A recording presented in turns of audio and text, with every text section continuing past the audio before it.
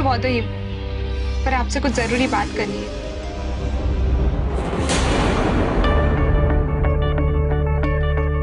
देव की शाह, राइट?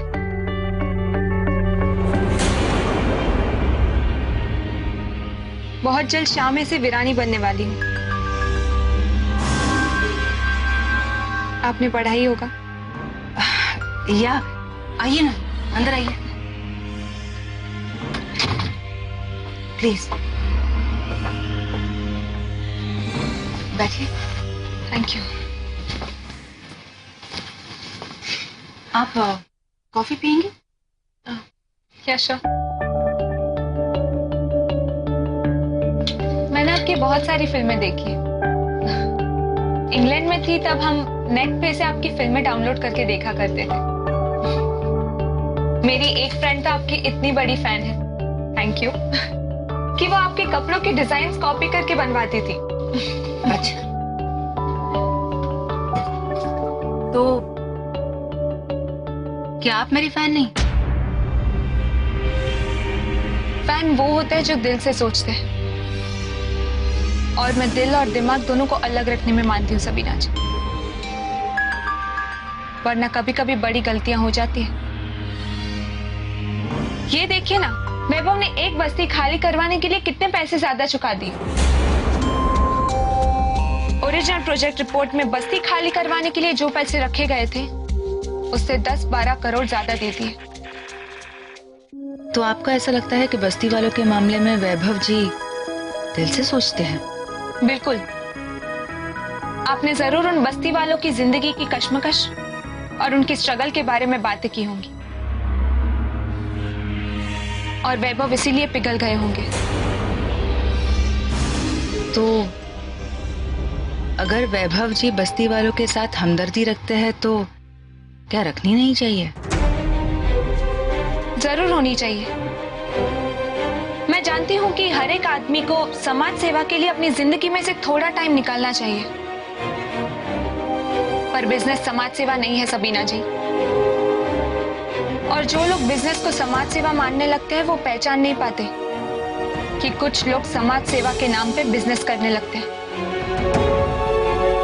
और जरूरी नहीं कि बस्ती वालों के लिए बिजनेस में से निकाली गई रकम बस्ती वालों तक ही पहुंची हो। मतलब उन पैसों में से कुछ रकम मेरे बैंक अकाउंट में गई है, यही कहना चाहती है ना? मैं यहाँ आरोप लगाने नहीं आई हूँ सबीना जी। मैं बस इतना कहना चाहती हूँ कि अब मुंबई फ्लोट्स के प्रोजेक्ट में से बस्ती वालों को कुछ भी देना पॉसिबल नहीं हो पाएगा। आप उस दिन पार्टी में भी आई थी, शायद ये सोचकर कि वैभव वीरानी से अब ज्यादा से ज्यादा पैसे निकलवा पाएंगे, पर अब ऐसा नहीं होगा।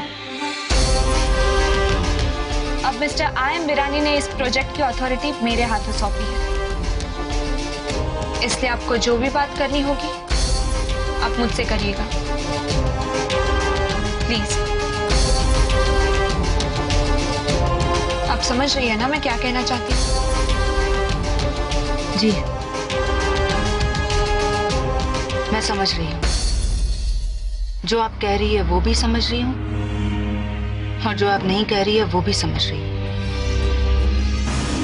Are you done with the coffee?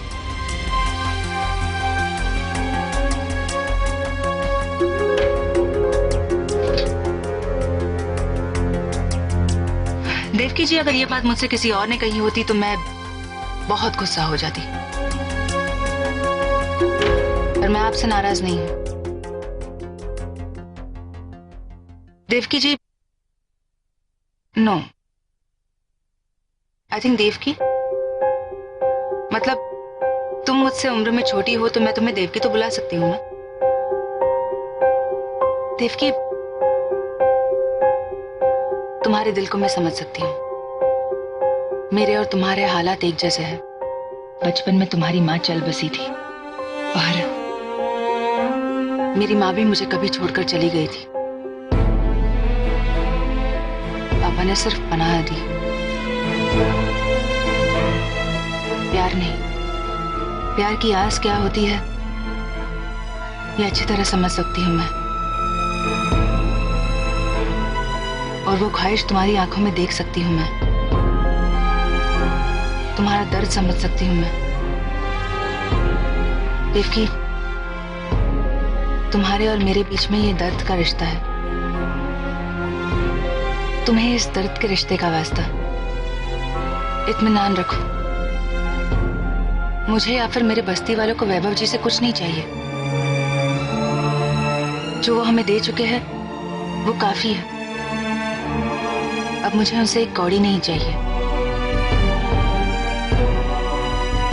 और ना मेरे बस्ती वाले चाहते हैं। देवकी, तुम्हें मेरा यकीन करना होगा। ये मेरा तुमसे वादा है, सच। मुझे वैभव जी से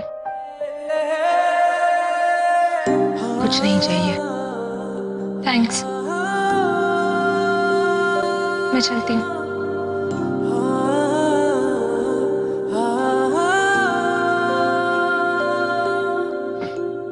रुको, तुम ऐसे जा नहीं सकती। मेरा मतलब, तुम पहली बार मुझसे मिलने आई हो तो। एक मिनट। हाँ,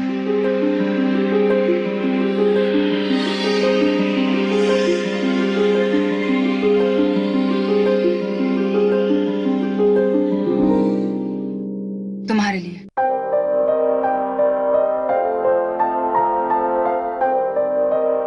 दोस्ती की निशानी समझ के रख लो, एक वादा समझ के रख लो, और जब कभी मैं अपना वादा भूल जाऊं तो इसे लेकर चली आना। मुझे अपना वादा याद दिलाना।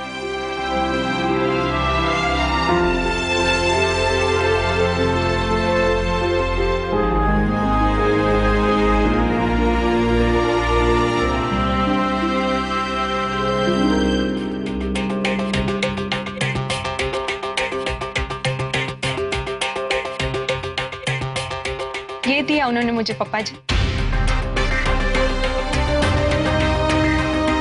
एज अ गुडविल जेस्चर, और कहा है कि आगे से वो एक भी पैसा नहीं मांगना चाहती। कभी कभी इंसान सही होता है, पर हमारे ख्याल उसे बुरा बना देते हैं।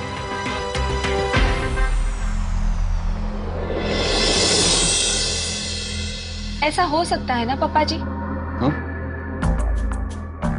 हाँ, हो सकता है।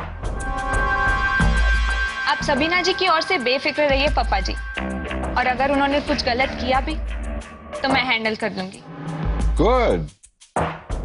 अब तुम जाकर गोडदाना की तैयारी करो। पापा जी, मैं जानता हूं तुम्हें सादगी से ये फंक्शन करना है। दलित चंद को लेकर तुम कुछ चिंता में हो। वैभव को भी शोर शराबा पसंद नहीं है। हम सादगी से ही करेंगे सब। बात यह है पापा जी, गौरदाना से पहले मैं एक बार वैभव से मिलना चाहती हूँ।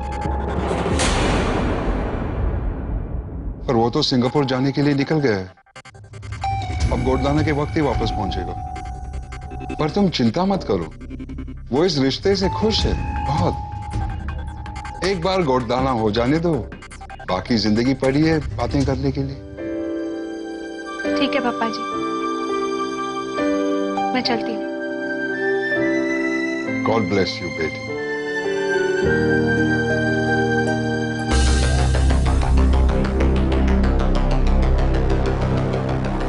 तुम अभी वैभव से बात नहीं कर सकती। उससे पहले मुझे उस एक्ट्रेस का मामला सुलझाना होगा।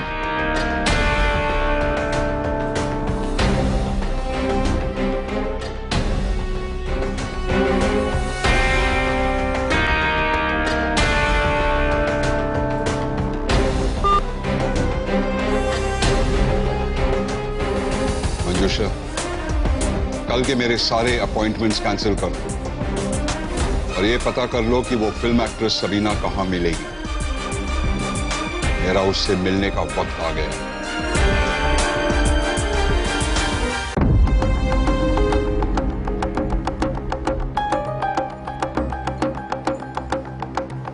Hello Sabina ji, please come. Sir आप ही का वेट कर रहे हैं।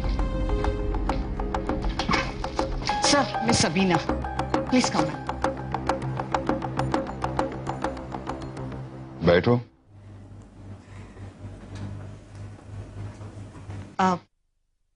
क्या लेंगे आप? Something cold or hot? पानी ले आओ।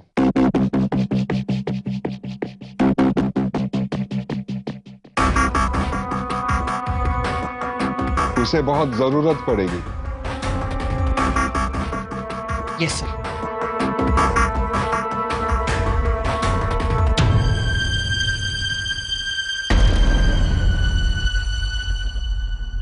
जाहिरा मोहम्मद कुरैशी।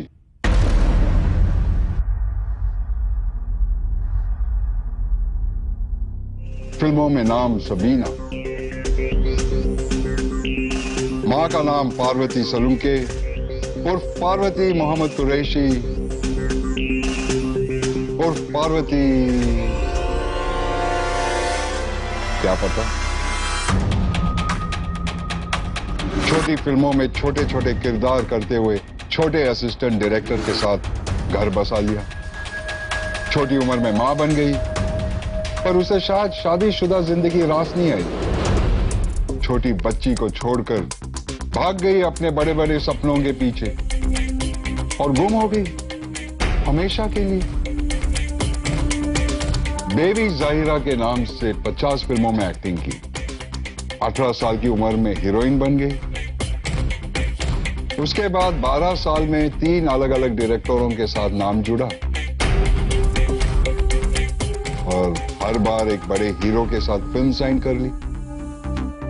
अब फिल्मों की ऑफर्स आना बंद हो गई तो अपने से छोटी उम्र के बड़े इंडस्ट्रियलिस्ट के साथ अपना नाम जोड़ने की कोशिश में लगी हो। ये है तुम्हारी जिंदगी का कच्चा चिट्ठा।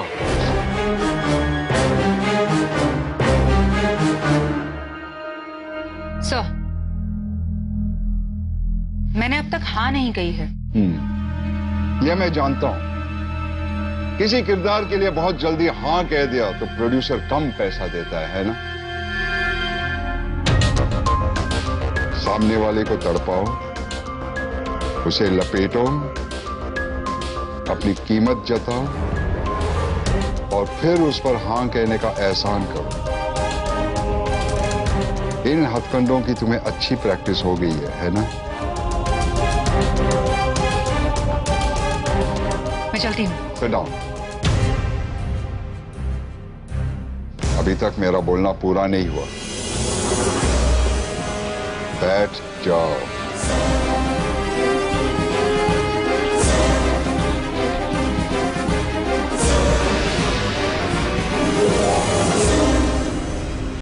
एक फिल्म के लिए तुम्हें करीब 50 से 80 लाख तक मिल जाता है। साल में 3 फिल्में करती आई हो। रिबन काटने या कोई फैशन शो में जाने के लिए करीब 25 लाख मिल जाती है। साल में एक बार परदेश जाती हो नाचने के लिए, उसमें 1.5-2 करोड़ मिल जाती है। वैभव ग्रुप ऑफ इंडस्ट्रीज का सालाना टर्नओवर है 25,000 करोड़ से ज्यादा।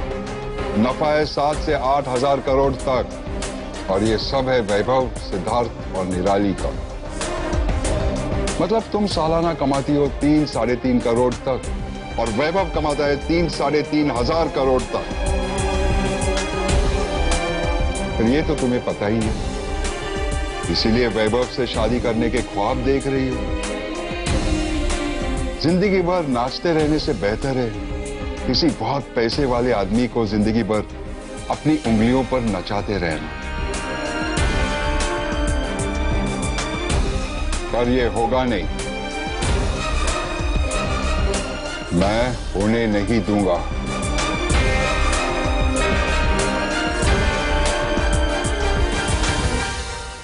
कह लिया या फिर कुछ और कहना बाकी है? आखिरी बात,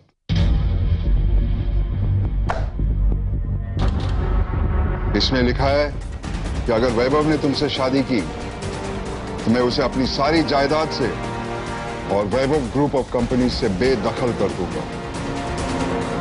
रखो तुम्हारे पास, इससे तुम्हें सोचने का मुद्दा मिलेगा।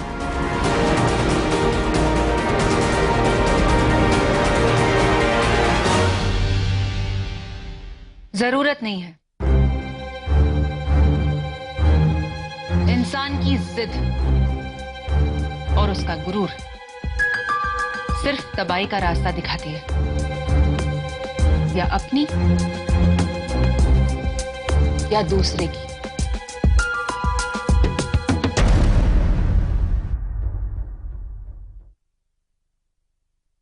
जाने से पहले सोचने का एक मुद्दा देकर जाती हूं। मैं आपका कच्चा चिट्ठा कुछ नहीं जानती, पर इंटरव्यूज में पढ़ा है और लोगों से सुना है कि आप इस शहर में सिर्फ 1 रुपया लेकर आए थे और 40 साल में आपने इतना बड़ा एम्पायर खड़ा कर दिया। अब ये सोचिए कि मैं आपके बेटे को 1 रुपया नहीं 10 करोड़ दूं तो नए सिरे से शुरू करके भी इतना बड़ा एम्पायर खड़ा करने में उसे कितना वक्त लगेगा?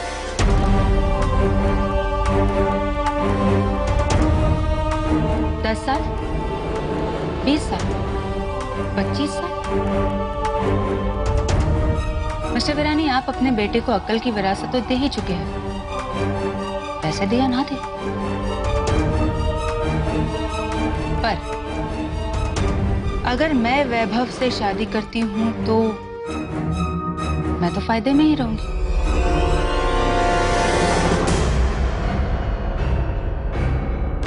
है ना?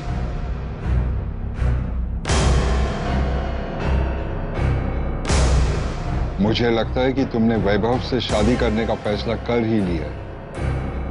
नहीं, अब तक नहीं। यकीन मानिए मेरा, पर जब भी फैसला करूंगी अपने दिल से करूंगी, आपके डर से नहीं। वो रिस्क मैं नहीं ले सकता, इसलिए मैं तुम्हें कुछ दिखाना चाहता हूं। सोचा था बात यहां तक नहीं पहुंचेगी, पर ये मेडिकल रिपोर्ट्स देखो। Go on, have a look.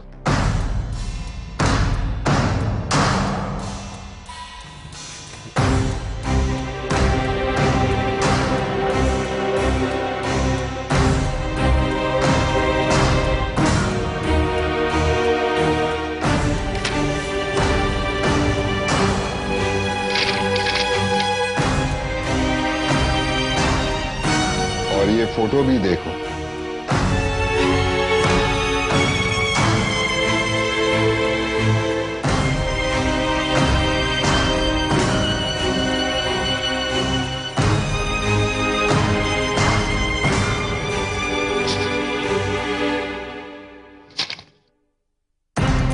इसमें जो औरत है उसे पहचानती हो?